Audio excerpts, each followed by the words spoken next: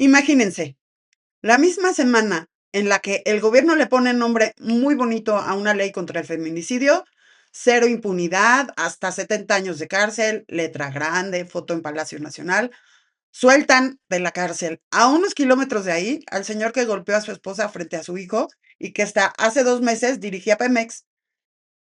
Esos sobrinos no es una casualidad del calendario, ¿eh? Eso es México resumido en una sola escena.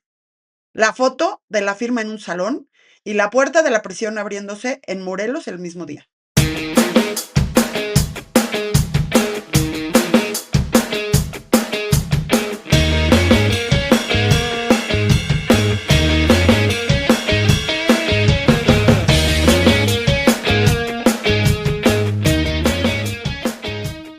Buenos días, buenas tardes o buenas madrugadas, según cuando les haya tocado prender este video. Bienvenidos a La Tía Política, el único rincón de internet donde alguien les va a explicar lo que pasa en este país con la paciencia de una tía que ya se cansó de morderse la lengua en las comidas familiares y decidió en cambio traer las notas, los datos y los recibos. Hoy el guión viene cargadito. Tenemos ley de feminicidio con hipocresía incluida, un pleito de alto voltaje con la Agencia Antidrogas de Estados Unidos, la gobernadora morenista con audios filtrados que la tienen a medio camino entre la traición y el espionaje, y una fiscalía que tardó un año entero en reconocer algo que ya tenía frente a sus narices. Siéntense cómodos, sírvanse su cafecito y no se les ocurra irse antes del final, porque ahí tengo todo el hilo que hace que esto tenga sentido. Comenzamos. Vamos a empezar por lo que en teoría debería ser la noticia más orgullosa del día para el gobierno. La presidenta Claudia Sheinbaum firmó y envió al Congreso la iniciativa de ley general para prevenir, investigar, sancionar y reparar el daño por el delito de feminicidio. Suena solemne, ¿verdad? Y en papel, sobrinos, no está nada mal. Propone unificar de una vez por todas los criterios para investigar y castigar el feminicidio en los 32 estados del país. Porque hasta ahora cada fiscalía estatal decide con su propio criterio si un asesinato de una mujer se investiga como feminicidio o se le baja de categoría a homicidio. Y en este país se equivale casi siempre a la palabra mágica para que nadie pague nada. La propuesta fija penas parejas de 50 a 70 años de prisión. Agrega 19 agravantes: que la víctima sea niña, adolescente, adulta mayor, esté embarazada, viva con discapacidad, sea periodista, defensora de derechos humanos, migrante o que el atacante sea servidor público o haya usado sustancias inflamables.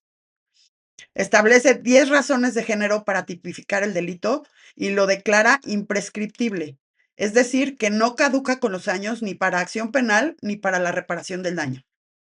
Incluso la tentativa de feminicidio tendría castigo severo. La consejera jurídica Luisa María Alcalde fue la encargada de explicar los detalles y el mensaje oficial es que se busca terminar con la impunidad que durante décadas ha permitido que estos crímenes se disuelvan en la letra chiquita de los códigos penales locales. Y miren, sobrinos, aquí la tía va a hacer una pausa, porque este tema no es para la burla fácil. Cada cifra de feminicidio en este país tiene detrás una familia rota, una infancia interrumpida, una mujer que probablemente pidió ayuda antes de que fuera demasiado tarde y el sistema le falló. Que exista por fin un esfuerzo serio para que un feminicidio se llame feminicidio en Chiapas, igual que en Sonora, y que se castigue igual en Baja California que en Puebla, es algo que cualquier persona con 2 dedos de frente debería de aplaudir sin peros. El problema, sobrinos, nunca ha sido que falten leyes bonitas en México. El problema es lo que pasa el día después de la firma, en la vida real, lejos de las cámaras de Palacio Nacional. Y aquí es donde entra la ironía que por supuesto no me voy a guardar. Mientras la tinta de esta iniciativa apenas estaba secando, en Morelos un juez decidió que Víctor Rodríguez Padilla, quien fue director general de Pemex desde agosto del 2024 hasta mayo de este año, podía salir de prisión y enfrentar su proceso en libertad.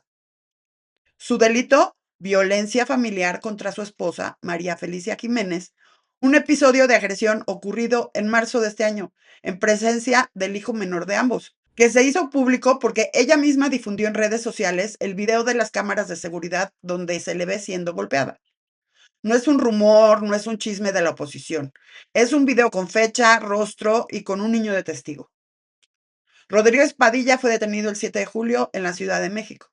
La Secretaría de las Mujeres intervino para proteger a la víctima y la propia presidenta pidió en su momento que se aplicara todo el peso de la ley. Pues bien, todo el peso de la ley duró exactamente una semana. El 14 de julio, o sea, ayer, salió libre después de que un juez determinara que podía continuar el proceso sin estar tras las rejas, después de que su esposa le otorgara el perdón. Ahora debe presentarse mensualmente ante el juzgado y tiene restricciones para acercarse a su esposa y a su hijo. La investigación por violencia familiar, dicen, continúa, pero el hombre ya duerme en su casa. Y a ver, yo no estoy aquí para juzgar la decisión personal de una mujer que decidió perdonar. Eso es asunto suyo, de su historia, de su proceso, y nadie tiene derecho a exigirle que cargue con la responsabilidad de sostener sola el peso simbólico de la lucha contra la violencia de género. El problema, sobrinos, no es la víctima. El problema es un sistema de justicia que le da la vuelta con una facilidad pasmosa a un hombre con apellido, con currículum, con contactos, mientras que al mismo tiempo el gobierno redacta con gran solemnidad una ley que promete penas de hasta 70 años para el resto del país. La pregunta que su tía se hace y que ustedes deberían hacerse también es muy simple. ¿Esta nueva ley es para las mujeres de a pie o va a seguir habiendo un carril express para los que tuvieron un cargo importante en Pemex? Porque si la respuesta es la segunda, entonces lo que firmaron esta semana no es una ley contra el feminicidio, es una ley contra el feminicidio de los demás. Dato para el chat familiar. Esta semana el gobierno firmó una ley con hasta 70 años de cárcel por feminicidio, con aplausos incluidos. La misma semana, un juez en Morelos dejó libre al que hasta hace 2 meses dirigía Pemex, detenido por golpear a su esposa frente a su hijo, caso que se supo porque ella publicó el video de las cámaras de seguridad. Firmar esta ley tomó una mañana. Aplicarla en serio con un acusado con currículum de director general tomó 7 días de arrepentimiento. Ahí está resumido medio país. Cambiemos de tema, sobrinos, pero no de intensidad. El director de la Administración para el Control de Drogas de Estados Unidos, Terence Cole, se paró en el primer Fentanyl Free America Summit de Orlando, Florida, y soltó una frase que retumbó hasta Palacio Nacional. Dijo que existe una conexión mortal entre las redes de los cárteles y el gobierno mexicano, y fue todavía más lejos al afirmar textualmente que son lo mismo. Prioridad número uno de la DEA, según él. Esta no es la primera vez que un funcionario estadounidense lanza una acusación de este calibre, pero viniendo del director en turno de la agencia antidrogas más poderosa del mundo, la frase no se puede tratar como un exabrupto cualquiera. El gobierno mexicano respondió primero a través de una tarjeta informativa oficial la tarde del martes, y luego la propia presidenta salió al quite en la mañanera de hoy.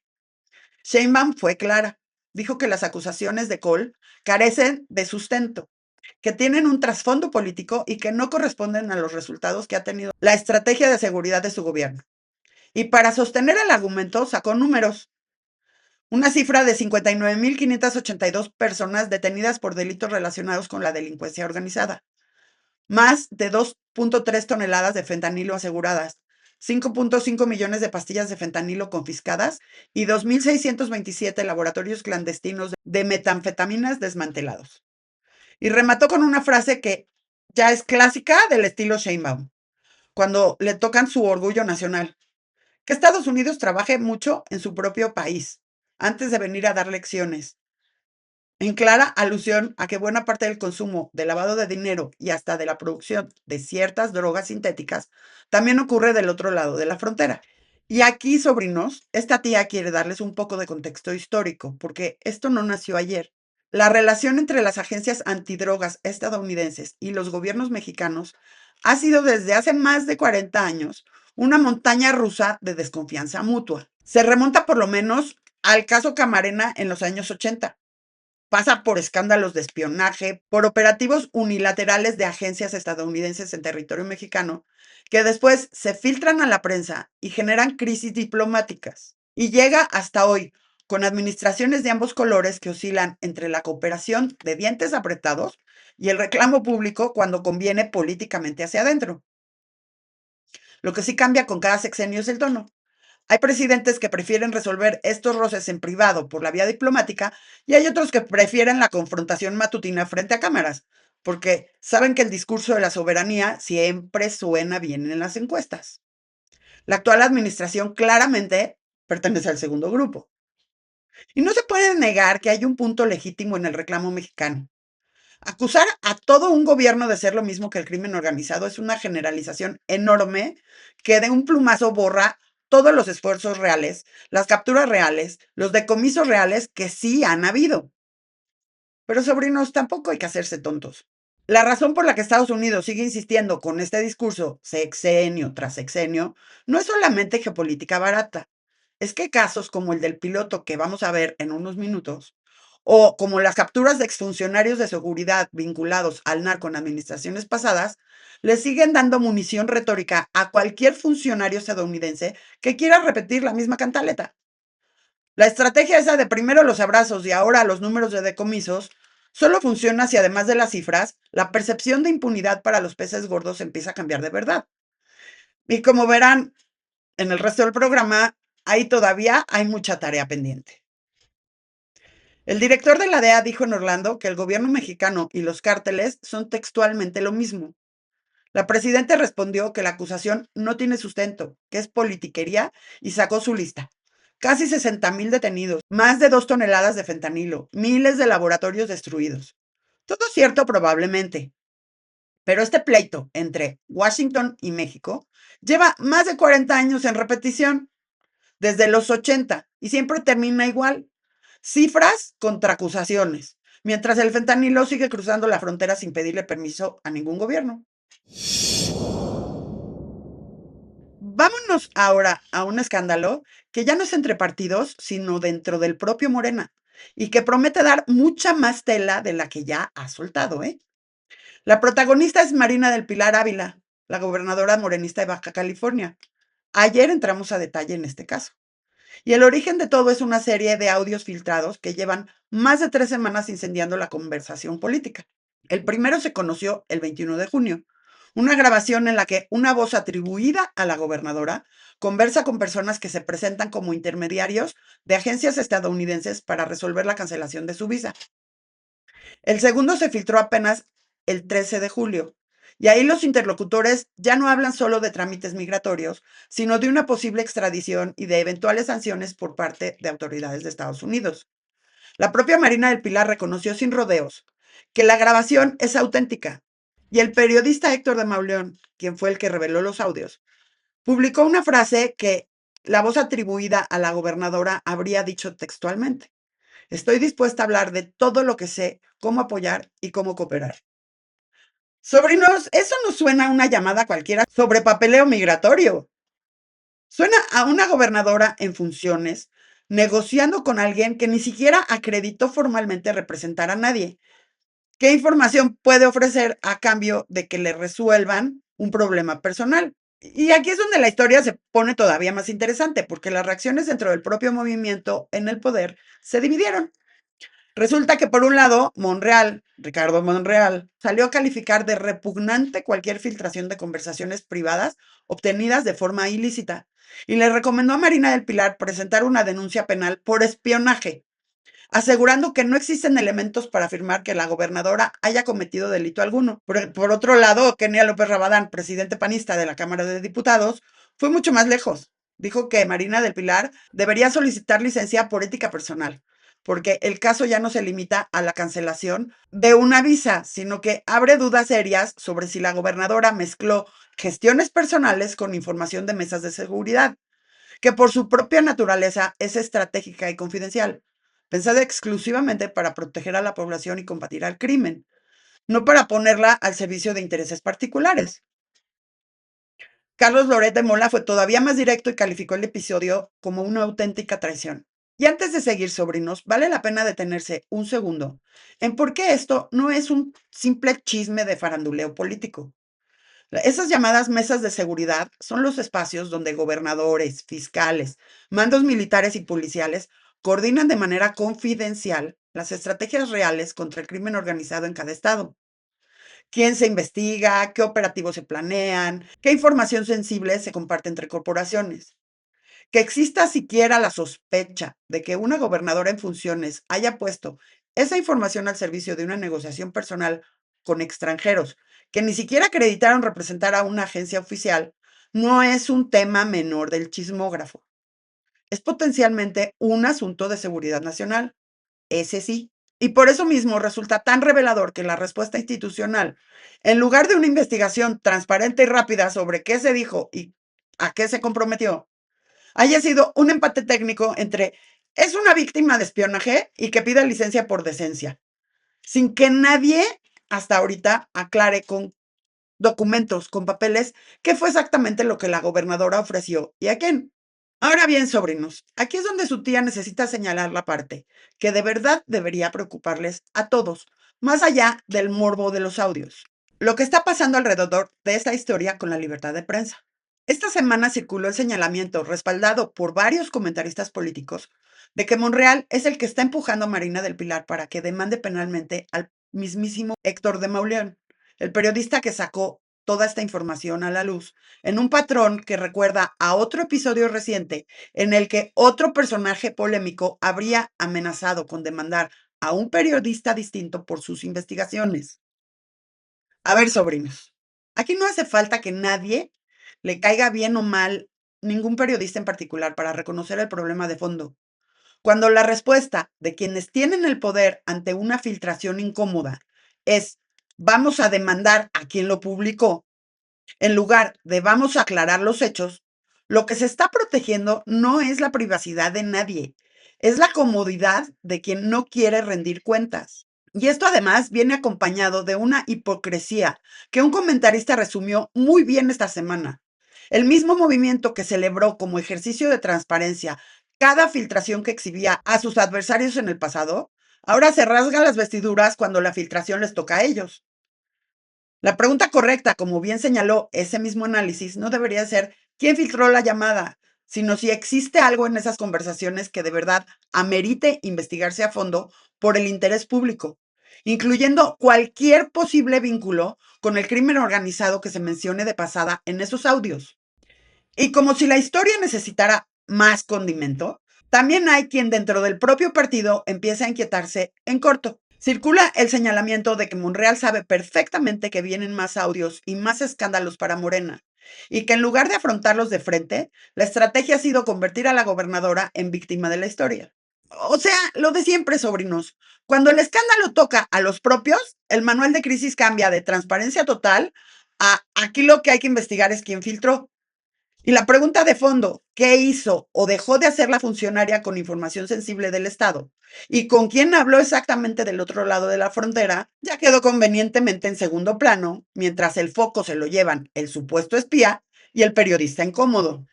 La gobernadora de Baja California, Marina del Pilar, reconoció que es real el audio donde negocia con supuestos agentes de Estados Unidos y hasta ofrece cooperar con lo que sabe.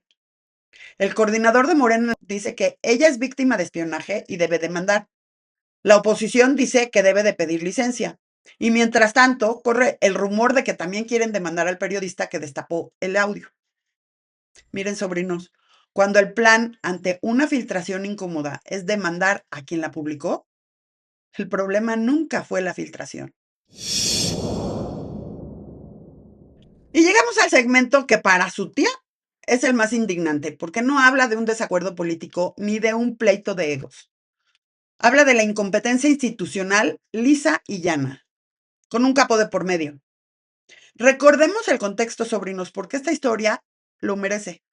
El 25 de julio del 24, Ismael El Mayo Zambada, entonces líder histórico del cártel de Sinaloa, llegó a bordo de una avioneta Nuevo México, Estados Unidos, junto con Joaquín Guzmán López, uno de los hijos del Chapo. Según la propia declaración de culpabilidad de Guzmán López ante la justicia estadounidense, todo fue un engaño meticulosamente planeado. Le pidió al Mayo hablar en privado en una sala de un edificio en las afueras de Culiacán, donde previamente habría retirado el cristal de una ventana. Por ahí entraron varios hombres que lo esposaron y le pusieron una bolsa en la cabeza. Ya en el aire, Guzmán López preparó una bebida con sedantes de la que él mismo tomó y que también le dio al Mayo. La aeronave, por cierto, tenía más de 50 años de fabricación y había sido modificada a fondo. pintura nuevecita, luces alteradas, motor cambiado, tanques de combustible modificados y el número de serie borrado para que no pudiera identificarse. Guzmán López hizo todo esto, según reconoció, esperando obtener beneficios de cooperación para él y su hermano ante la justicia estadounidense. Beneficios que finalmente no le fueron otorgados porque, según el propio gobierno de Estados Unidos, nadie solicitó, indujo ni toleró oficialmente este secuestro. Un reportaje del periodista Luis Chaparro fue más allá. Aquí les dejo el programa de ese día. El reportaje de Luis Chaparro reveló una declaración en la que el FBI reconoce que la operación completa, la planeación, organización y ejecución en territorio mexicano fue enteramente suya, con Guzmán López como el ejecutor de campo. Es decir, sobrinos, agentes estadounidenses operando dentro de México sin que aparentemente mediara la coordinación formal que se supone que debe existir entre gobiernos soberanos. Y ahora viene el capítulo de lo que ha pasado esta semana. El piloto de esa avioneta, identificado por la Fiscalía como Mauro Alberto N., alias El Jando, fue detenido el 8 de febrero del 2025 en Culiacán, en un enfrentamiento donde murió un soldado del ejército mexicano y hubo 5 heridos. Hasta ahí, todo mal, pero al menos parecía que la justicia avanzaba. El problema es lo que se supo esta semana. Resulta que la Fiscalía General de la República reconoció que al momento de esa detención, el hombre fue identificado con otro nombre y que no fue sino hasta junio de este año, casi un año después, que finalmente cruzaron las huellas dactilares y hasta muestras de voz para confirmar que ese detenido y el piloto que trasladó al Mayo eran la misma persona. Y aquí viene el detalle que de verdad exhibe a la institución. Desde el año pasado, en mayo, ya circulaba un reportaje del periodista Keegan Hamilton en el Los Angeles Times que señalaba directamente a El Jano como el piloto de aquel vuelo. Es decir, la pista pública ya estaba servida en un periódico en inglés, accesible para cualquiera con conexión a Internet. Y a la Fiscalía Mexicana le tomó todavía más de un año hacer el cruce de huellas que confirmara lo que el periodismo ya había reportado. Y como si fuera poco, el asunto se complica más con el nombre del gobernador de Sinaloa, Rubén Rocha Moya, quien está entre las personas señaladas en una solicitud de orden de aprehensión enviada por Estados Unidos, derivada del propio relato del Mayo Zambada. Según su versión, ese 25 de julio había acudido a esa reunión esperando encontrarse con Rocha Moya y el entonces rector de la Universidad Autónoma de Sinaloa, Héctor Melesio Cuen, asesinado ese mismo día en circunstancias que hasta hoy generan más preguntas que respuestas, para resolver diferencias políticas.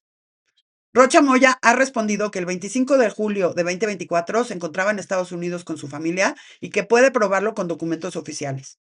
La Fiscalía, por su parte, ha reconocido que la investigación sobre Rocha Moya continúa abierta, pero que hasta ahora no existen pruebas suficientes para cumplir con el estándar probatorio que exige el sistema de justicia mexicano. A ver, sobrinos, deténganse un segundo a pensar en la secuencia completa.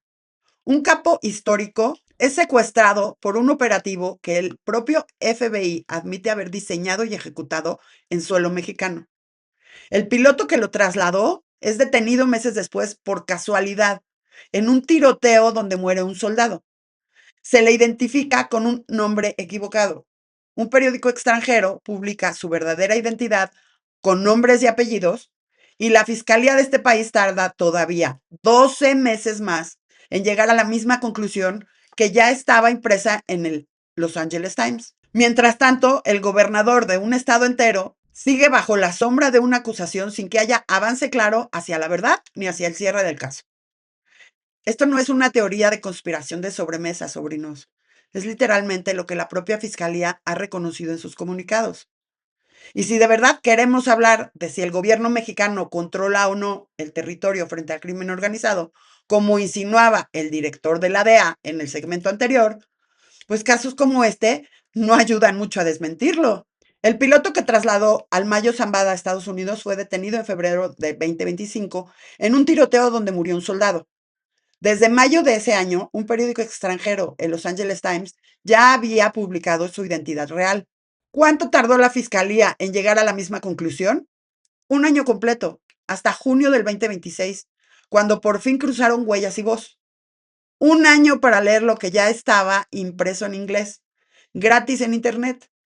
Así de rápido reacciona la justicia cuando el apellido correcto todavía no aparece en la nota.